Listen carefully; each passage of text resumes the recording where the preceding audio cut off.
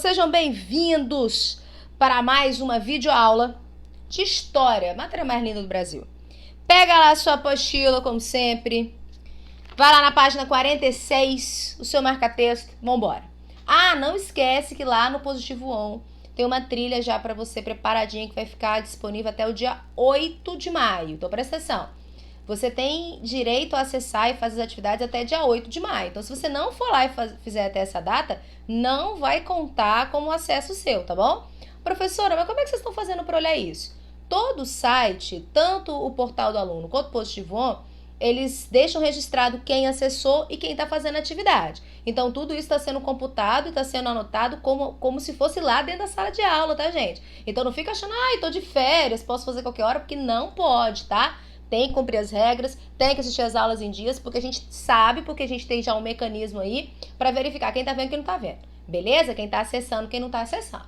Tá bom? Então vamos lá comigo, ó. A gente viu na nossa última videoaula sobre o início da Reforma Protestante, que deu origem aí à queda daquela força poderosa da Igreja Católica e origem a outros tipos de religião.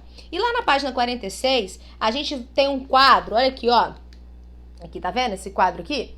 Que vai mostrar pra gente os motivos e descontentamentos que vão fazer com que as grandes classes representativas daquela época entrem em conflito para que esse cisma, ou seja, essa divisão na Igreja Católica exista. Vamos completar esse quadro comigo? Vem cá, ó. Motivos do descontentamento dos reis absolutistas que a gente já viu no nosso vídeo passado. Qual que será que era, hein? Eles não gostavam, você vai anotar aí, eles não gostavam da interferência do clero, da igreja, nos assuntos que consideravam da própria atribuição do rei. Porque até então, a igreja, ela metia o bedelho em tudo, ela mandava em tudo, ela dava opinião em tudo. Então, os reis, quando estavam se formando ali, chegando naquele ponto, falaram, não, peraí, isso aqui é meu, isso aqui ninguém toca. Eles falaram, peraí, essa igreja tá dando muito pitaco aqui, hein? Quem tem que mandar esse negócio sou eu. Então, já tem aí uma crise e um conflito. Os membros da burguesia, eles eram contra algumas situações que a igreja colocava, porque ela limitava algumas práticas comerciais que eram trazidas, foram desenvolvidas pela classe burguesa, mas praticavam outras que também não eram legais, tá? Então era conflito de interesses aí por conta das práticas, por exemplo, porque a igreja proibia a prática da usura, tá? E os membros da própria igreja, ok?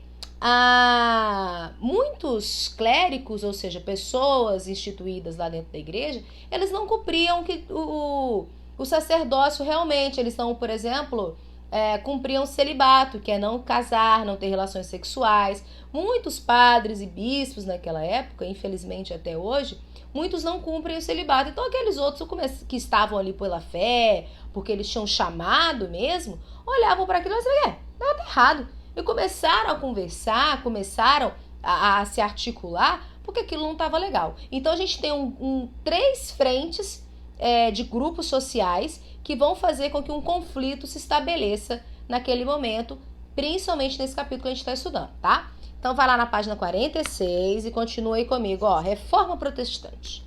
No início do século XVI, a Igreja Católica era para todos, ou seja, todo mundo só podia ser católico. Com a reforma, no entanto, ao romper-se a unidade cristã, que foi isso que aconteceu, vamos marcar isso aí, ó, com a reforma, no entanto, ao romper-se a unidade cristã, porque reforma protestante nada mais é do que o rompimento daquela unidade cristã que estava, então, focada somente na Igreja Católica. Agora nasce a oportunidade de outras religiões cristãs, ou seja, que acreditam na existência de Jesus Cristo e no Evangelho, como Jesus Cristo pregou pra gente em vida, beleza?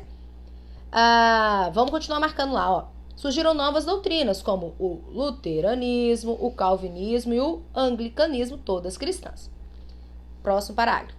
Além dos fatores apontados no quadro anterior, como causa da reforma, podemos citar também o interesse da nobreza, ó, vou marcar aí, ó. Podemos citar também o interesse da nobreza em reaver as terras que haviam dados à igreja. Quem mais? Continua marcando, ó. Os abusos do clero, como a venda de indulgências ou relíquias sagradas e de cargos, o desenvolvimento do comércio, o desejo de obtenção de lucro que era proibido pela igreja, o humanismo, o antropocentrismo, tudo isso aqui, ou seja, foram aquelas coisas que causaram a reforma, que é esse cisma da unidade cristã. Tudo bem? Continua lá comigo, ó. no último parágrafo. Apesar de algum alcance de suas críticas, ambos fracassaram. Isso aqui, na verdade, está falando sobre alguns filósofos e até mesmo padres e bispos, historiadores e tudo mais, aquela galera que estava criticando aquele processo, tá? Então, vira a página 47. Então, a gente já entendeu o que foi a reforma. A gente já entendeu os motivos que levaram. Agora, a gente vai ver como que essa reforma ela vai acontecer em outros países, por exemplo, lá na Alemanha. Na Alemanha, a reforma protestante vai dar origem a uma religião conhecida como luteranismo. Tudo bem? Por quê, professora? Porque ela vai ser encabeçada pelo ex-monge Martinho Lutero. Vamos ler lá que fica mais fácil, ó. O movimento reformista foi de fato lá na Alemanha quando o monge Martinho Lutero, da ordem dos agostinianos, manifestou-se publicamente contra a venda de indulgências. Ele falou assim, para. Não tá legal esse negócio, não. Vamos lá. As características feudais da região onde atualmente está localizada a Alemanha ainda eram muito fortes no começo do século XVI. O que significa dizer que a igreja ainda mantinha muito poder, possuindo cerca de 1/3 do total das terras. Desta forma, a nobreza detentora das terras era a principal interessada em diminuir o poder da instituição. No interior da igreja, desenvolveu-se o processo de contestação iniciado por Martinho Lutero, membro do clero e professor da Universidade de Wittenberg. Tudo bem? Vamos lá.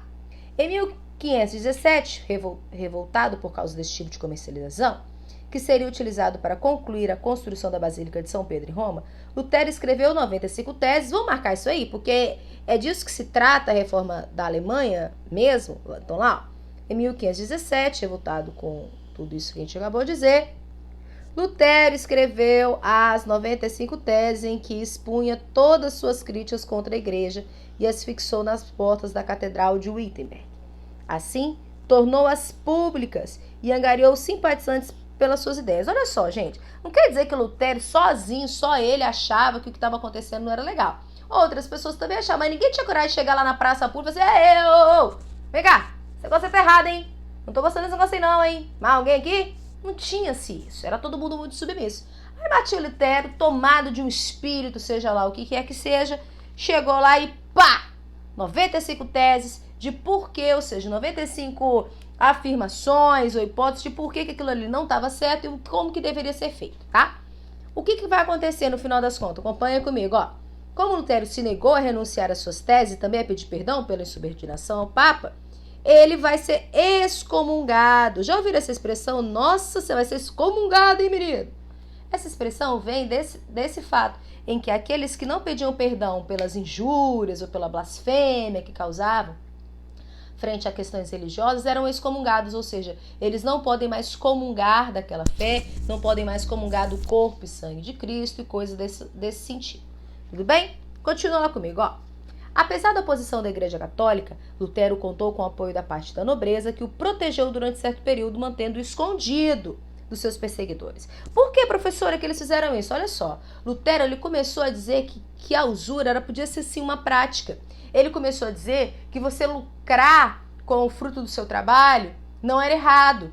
Enquanto a igreja dizia que era errado lucrar, Lutero disse o seguinte, não, pode lucrar, não tem problema, o jeito que for é isso mesmo, tudo bem? Então, os burgueses que queriam praticar o comércio, que queriam viver daquela forma, começaram a olhar para ele e falaram assim, não, esse camarada me serve, esse camarada tem umas ideias que eu gosto. E começaram a apoiar ele e protegeram ele durante um tempo aí para que ele não fosse preso também, tá? Continua. Os nobres desejavam diminuir os poderes da igreja. Desse modo, Lutero iniciou a elaboração de uma doutrina que embasaria uma nova religião. Então, olha só, ele vai ter apoio dos burgueses alemães e dos nobres. Por quê, professora? Exatamente porque esse pessoal, como a gente já viu no quadrinho no início desse vídeo, eles queriam uma nova vivência religiosa que os permitisse fazer aquilo que eles quisessem. Tudo bem? A verdade era essa, tá? Então, vira a página, vamos lá na página 48, que tá escrito assim, ó. O luteranismo, bem aqui no meio da... Cadê? Aqui no meio da página. O luteranismo significou uma reforma religiosa e entre pontos básicos dessa nova doutrina destacaram-se. Aqui nesse quadro vai mostrar o que trouxe de mais novo, o que foi de mais inovador frente àquilo que Lutero estava falando. Como, por exemplo, justificativa da salvação pela fé, ou seja, o que te salva é sua fé, não exatamente se você compra ou não compra algum tipo de documento que afirme isso. Extinção da hierarquia religiosa, ou seja, você passa a não ter que obedecer a um papa, depois ao bispo, depois ao padre, e assim sucessivamente, tá? Livre interpretação da Bíblia, ou seja, você pode ler a Bíblia e interpretar como você quer, não precisa alguém te dizer o que significa aquilo que está sendo interpretado ali, e entre outras coisas, ok? Mas o que a gente tem que ter mais em mente? Isso favoreceu muito, esse movimento foi muito fortificado, o movimento do protestantismo como um todo, foi muito fortificado porque os reis naquela época eles queriam deter um pouco mais de poder. E o protestantismo, ele retirava a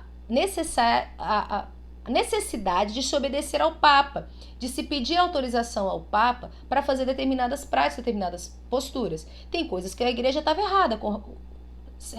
Meu Deus! Certamente! Mas tinha coisa também que ela proibia de errado que se fizesse. Por exemplo, a prática da usura sem limites. Então, a usura é aquilo quando você tem lucros desenfreados, quando você não tem nada que regule esses lucros. Porque a igreja dizia que nós deveríamos praticar a caridade e que o trabalho ele não fosse um gerador de desigualdades, que na verdade o trabalho pudesse igualar as pessoas. Então nesse momento aqui o protestantismo vem trazer que não, a desigualdade, se ela existir conforme o fruto do trabalho, ela é benéfica, vamos dizer. E a igreja católica dizia que não, por exemplo. Então, a gente tem que entender que o protestantismo, nesse momento, ele vai ganhar uma força muito grande porque os reis, a nobreza, a burguesia, eles tinham interesses que aquelas regras, então, postas pelo catolicismo na época, fossem modificadas para os seus próprios interesses, tudo bem? Vamos lá, ó. Continua comigo. Perseguido pelo imperador Carlos V, Lutero obteve a proteção de alguns príncipes alemães. Na dieta de Wormson, reunião de cúpula oficial realizada na cidade de Worms, Lutero foi condenado perante o imperador. Então, o que a gente vai perceber aqui? Ele vai sofrer, então, uma condenação, porém as suas ideias elas vão ser acolhidas, né, a posteriori por toda a população e por todo mundo que está envolvendo ali, tá? Então, a partir do momento que Martinho Lutero tem essa primeira coragem, que a Alemanha ela realmente abraça essas novas ideias, a reforma vai ter uma expansão, que é isso que está dizendo aí, nesse parágrafo de baixo, expansão da reforma. Vamos ler lá comigo? Ó, é importante observar que ao definir o controle do Estado sobre a Igreja, Lutero sensibilizou ainda mais os príncipes alemães. A doutrina luterana rapidamente se espalhou, ganhando adeptos na Suécia, na Dinamarca, na Noruega e em várias regiões. Então foi aquilo que eu acabei de dizer. A partir do momento que se coloca uma nova doutrina, uma nova religião, em que em vez do rei ser submetido aos interesses da igreja, a igreja que se submete aos interesses do rei, é óbvio que os reis vão se tornar adeptos dessa nova religião, tá? É muito fácil a gente perceber esse caminho, tá? E aí, nesses outros lugares onde o protestantismo vai se estender, vai ter outros nomes, por exemplo, na Suécia, na Suíça, na verdade, vai ter o nome de calvinismo, tá? Então, vira lá para sua página 49 pra gente ler isso aí, ó. Lá debaixo dessa imagem aqui, ó, tá escrito assim, ó. As ideias de Lutero tiveram uma boa aceitação entre vários grupos. Os nobres desejavam retomar algumas terras que tinham sido concedidas à igreja, concedida aí em troca do perdão dos pecados. O luteranismo, então, não condenava as práticas comerciais dos burgueses e os camponeses sonhavam com a possibilidade de serem livres do imposto da igreja. Então, assim, era uma série de características, de situações que levaram o protestantismo ter aí uma força muito grande na Europa, tá? E aí lá embaixo, segue comigo. Calvino e a doutrina da predestinação, tá? No segundo parágrafo está escrito assim, ó. O calvinismo fundamentou-se na doutrina da predestinação absoluta. Segundo este princípio, as pessoas nascem predestinadas à salvação ou à condenação eterna. Calvino, vamos marcar isso aí? Que eu acho que isso aí é importante pra gente saber, hein? Ó, o calvinismo fundamentou-se na doutrina da predestinação absoluta. No segundo parágrafo, aqui embaixo, aqui, ó. Vou mostrar pra vocês não se perderem. Beleza? Vamos lá, ó. Segundo esse princípio, as pessoas nascem predestinadas à salvação ou à condenação eterna. Calvino afirmava que cabia ao ser humano demonstrar que era um eleito por Deus. O trabalho árduo e a prosperidade econômica individual eram considerados por ele um dos sinais da predestinação. O trabalhador é o que mais se assemelha a Deus. Então, Calvino, o que eu particularmente acho muito doido isso, dizia que se você era um trabalhador, tinha trabalho, conseguia se desenvolver na vida, conseguia ter prosperidade, ou seja, conseguia crescer, evoluir na vida, era porque você era um eleito de Deus. Agora, se você fosse aquele moribundo, aquele pobre que não conseguia trabalho, que só sofria, quer dizer que você já estava na danação eterna, você já estava condenado. Mas na verdade, gente, isso não era bem assim. A verdade é que muitas das pessoas exploravam as outras, muitas classes sociais exploravam as outras e não as permitiam sair daquela situação de exploração. Então, por isso que elas estavam ali. Isso não tem nada a ver no sentido de que a pessoa tinha que morrer ali. Na verdade, essa teoria da predestinação absoluta, ela só mascarava ou tentava justificar a exploração de um grupo pelo outro, tá? Então isso aí é muito errado, mas isso aconteceu e a galera acreditou nisso aí durante um bom tempo, tá? O calvinismo se espalhou muito também lá pelos Países Baixos, a Dinamarca, na Escócia e assim sucessivamente. Então na página 49 aqui tem as características do que era o calvinismo e a doutrina da predestinação, e a gente já marcou as coisas mais importantes. Vira sua página, lá na sua página 50. A gente vai ver que a reforma protestante lá, que se expandiu lá para a Inglaterra, vai ser chamada de anglicanismo. E ela vai ficar super marcada porque o rei chamado Henrique VIII vai fazer força para que essa religião aconteça lá por um simples detalhe. Não sei se já comentei isso para vocês, mas Henrique VIII ele era casado com Elizabeth, se eu não me engano. Deixa eu confirmar aqui, gente. Não, Catarina de Aragão. Falei besteira. Ele era casado com Catarina de Aragão. E ele não conseguia ter filhos com ela, uma coisa muito complicada, que sofrimento. Principalmente porque naquela época, filhos homens eram muito importantes para a continuidade do poder, do reino e da descendência. E ele conhece, por incrível que pareça, uma pessoa chamada Ana Bolena. Ana Bolena era uma jovem, muito bonita, interesseira, que tinha ouvido os conselhos de seu pai para se aproximar de Henrique VIII, sabendo que Catarina de Aragão não poderia ter filhos. Então, Henrique VIII se apaixona absurdamente aí por Ana Bolena. Só que qual que é o problema, gente? Ele é casado com Catarina de Aragão. Só que presta atenção aqui, gente. Olha só. Quem é casado pode se separar na Igreja Católica? Não pode. E ele estava doido para ficar com Ana Bolena. Então, quando as ideias reformistas que já estavam acontecendo na Alemanha, na Suécia, na Suíça, em outros países, chegam até a Inglaterra, ele fala, peraí, eu tenho uma saída. Porque nas reformas protestantes, o casamento, por exemplo, poderia ser anulado se houvesse uma justificativa. Então, naquele instante, Henrique VIII ele vai assumir o protestantismo e criar a religião lá na Inglaterra chamada de anglicanismo, porque ele vai dizer naquele momento que ele não vai obedecer mais o Papa, que já era uma ideia do protestantismo que estava vindo de outros lugares, e principalmente ele vai justificar isso dizendo que, olha só, eu quero me casar com Ana Bolena porque Catarina de Aragão não me dá filhos. Agora, olha que absurdo, por acaso é a mulher que escolhe se ela vai engravidar ou não, gente? Isso é muito errado. Mas naquela época, eles diziam que a culpa da gravidez era da mulher. Se nascia menino, se nascia menina. O sexo do bebê era como se a mulher tivesse assim, poderes mágicos. Play, agora vai vir uma menina. Play, agora vai vir um menino. A gente sabe, hoje em dia a gente sabe que não é assim. Mas naquela época o machismo era tão forte, que eles acreditavam nisso. E aí Henrique VIII vai dar um jeito lá de ludibriar todo mundo, de desobedecer o Papa, de romper com o Papa, tudo bem?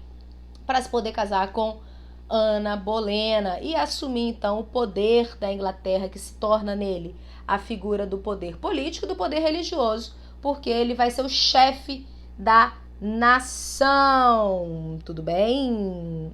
E aí, professora, em que momento ele vai declarar isso? Lá na sua página 50, tá até em negrito ali, vai ser assim, através do ato de supremacia, olha lá, no segundo parágrafo do lado desse rapaz feioso aí, por meio do qual tornou público o seu rompimento com a igreja e se autodeclarou chefe religioso do seu reino. Então, gente, A partir desse momento, na Inglaterra, o anglicanismo vai ser a religião oficial, tá? Mas, professora, me diz uma coisa aqui. Esse negócio todo tá acontecendo, e a reforma pra lá, e a gente criticando pra outro lado. E a igreja, os líderes da igreja, o Papa, ele não falou nada, ele não fez nada, ele não disse nada, é isso mesmo, e o pau quebrando? Não, gente. Aí, nesse momento que vai acontecer uma coisa chamada contra-reforma, que vai ser o movimento feito pela Igreja Católica para tentar frear esse avanço do protestantismo. Mas é coisa pra caramba, a gente vê isso no próximo vídeo, tá bom? Vai lá, corre no Positivo On, faça as atividades, dá mais uma leiturinha aqui. Bons estudos, até o nosso próximo vídeo, amo vocês!